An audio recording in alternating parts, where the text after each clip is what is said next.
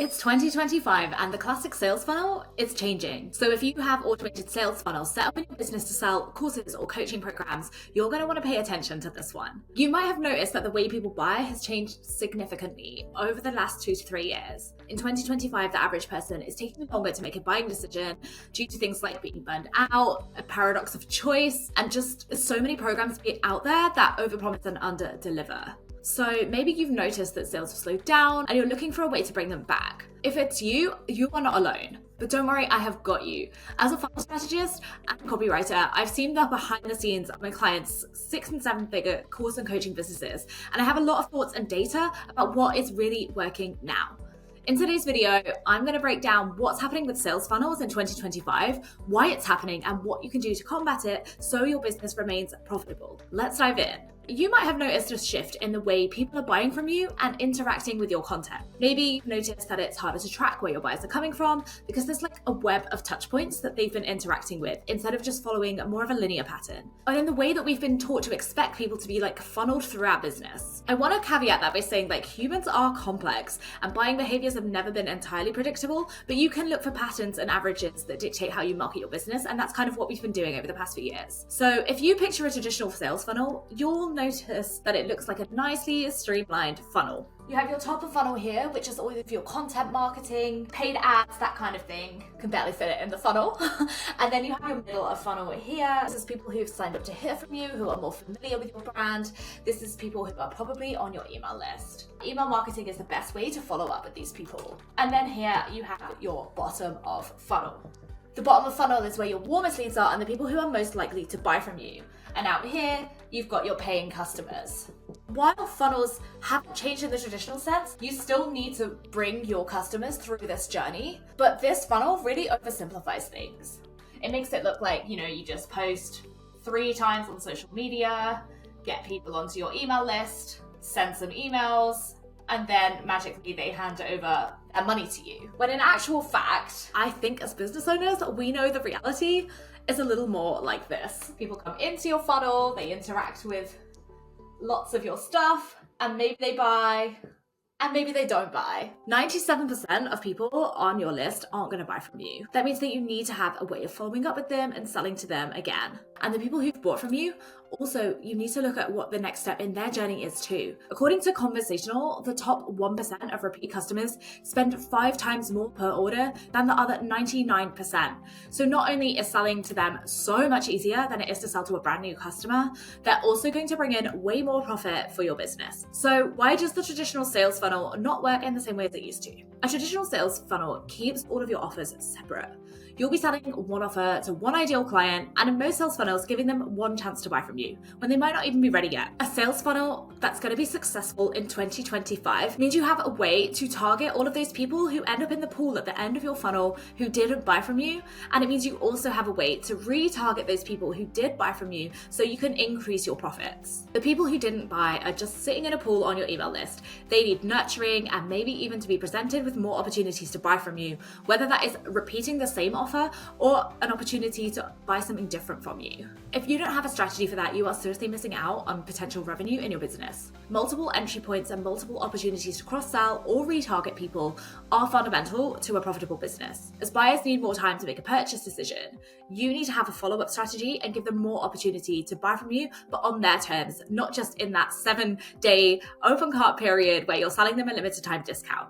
Although, of course, I'm still an advocate for a funnel like this. So instead of a traditional linear sales funnel, I want you to think of your sales funnel as more of an ecosystem like this. The people come into your funnel here, and it's more of a circular system. So yes, you still need to be finding new leads, getting people into the funnel. You still need your middle of funnel where you are nurturing people. You still also need to get people to the sale. So you need people to buy from you in this funnel, of course. But not everyone is going to buy from you. What you also need for those people is a way to retarget them, so you have another way of following up and continuing to sell to them. And then you have a way to generate more referrals from these people. So for every person who comes into your funnel, not only are you giving them more opportunities to buy from you, but you're giving them opportunities to bring new people into your world. So actually, it's reducing the amount of work you have to put into this section, which is attracting new leads. You still need to focus on filling your pipeline.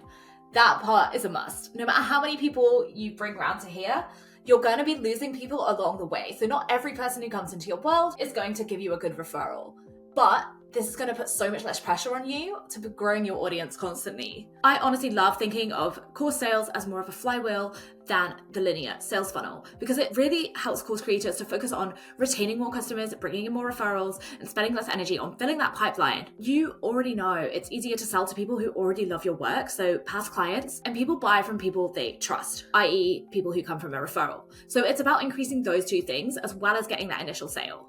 This is going to increase your profits so much more than just focusing on that initial sale. Most of what I recommend to my clients is something that you can set up once and forget about it. So if you're short on time and you're thinking, okay, this sounds great, but it sounds like a lot of work, don't panic. In 2025, there are some very specific things I recommend introducing into this flywheel to get consistent course sales. At the initial stage, the top of funnel where you're attracting new leads, you need to be focusing on offer visibility.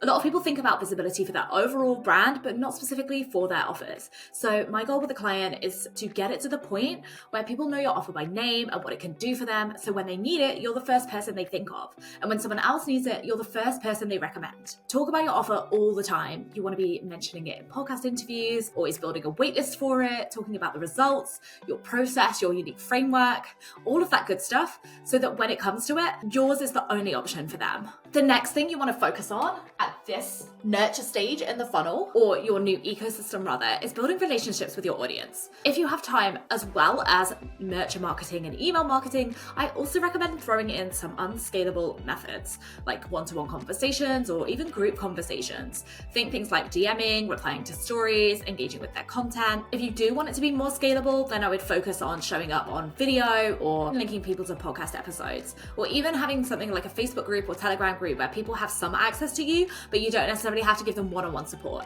I always think that unscalable methods are going to perform better. Something where you have an opportunity to build that extra trust with your audience, and one-on-one conversations are one of the best ways to do that. I had an 8-figure client who ran a really successful course business, but they wouldn't add a message to hit reply in any of their emails because they would honestly get inundated by responses. They didn't have any systems in place where they could handle that level of inquiry. But if you have someone on your team who can field those messages for you, like a virtual assistant, you might actually find you uncover really useful objections or insights that can fuel your marketing and offers. Having people reply to your emails is a no-brainer, because the people who respond are way more likely to buy from you because they're engaged, they're paying attention, they're listening. And so these are the people you want to have those conversations with. These are the people you want to get feedback from on your offers and your marketing. The next thing I recommend is building in a feedback loop from your audience. You need to be staying in touch with your audience needs, their wants, and their desires, because this is what is going to keep your content and your offers relevant. Some ways you can do this include asking for regular feedback, like polls, surveys, and even just getting on calls with them on occasion. But you want to be keeping in touch with them in strategic points through their journey. So when they sign up to buy from you, when they first sign up to hear from you, and email marketing, and also when they come to the end of their working journey with you, so you have an idea of their next steps or their desired outcomes and whether they got the results they were looking for. I also think a really important part of this process is including a way for them to get their questions answered. Once you are able to have one-on-one conversations with your audience and they're able to ask you questions, you get so many rich insights that you can then use to really improve your marketing. And this is how you continue to increase your profits over time rather than letting them go downhill. The next thing, this is one of the most important parts of this process, is that at this point, when you have the sale, your work is not done. Your marketing is not over. You still need to continue to market to those people because you want them to have the best possible experience with you so that they continue to bring in those referrals. Remember, we want to be selling to repeat clients. That experience that they have with you from the point where they pay you needs to be seamless.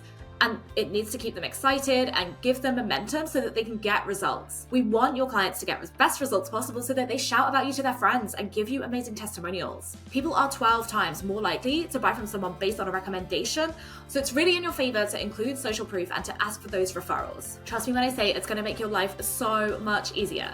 Another important part of this process, after the sale and after they've started working with you, is really encouraging user-generated content.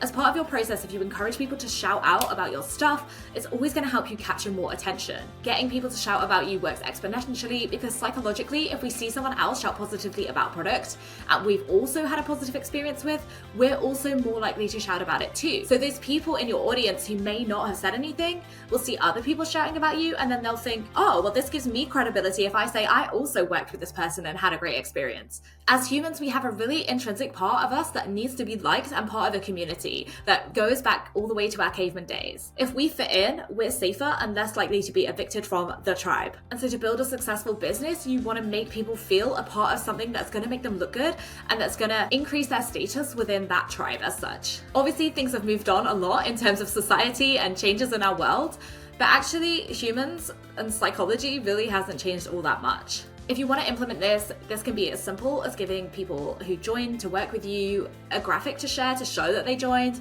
You could have a certification, and you could encourage your audience or clients to share their homework and things that they're working on with you. Whatever it is, just remind them that they can talk about it publicly. You could offer them rewards to encourage more people to do this, but I actually feel it's better to just encourage them a little and let it happen organically, because it's going to look way more legit to anyone who might be new to your world and considering working with you. If you're doing the rest of the stuff right, they would want to share it voluntarily anyway, but some people just need a nudge and a reminder to help them think that that is an option. So there you have it. There is my insights on what's working with funnels in 2025 and why you need to go that little step further if you want to increase your funnel profits and course sales. If you want to go even deeper on increasing your funnel sales in 2025, I share 5 of the most important steps that you can do to increase your funnel revenue in my free on-demand masterclass. You can check that out at the link below. I'll be back with another video next week, but thank you for watching and I'll see you over there.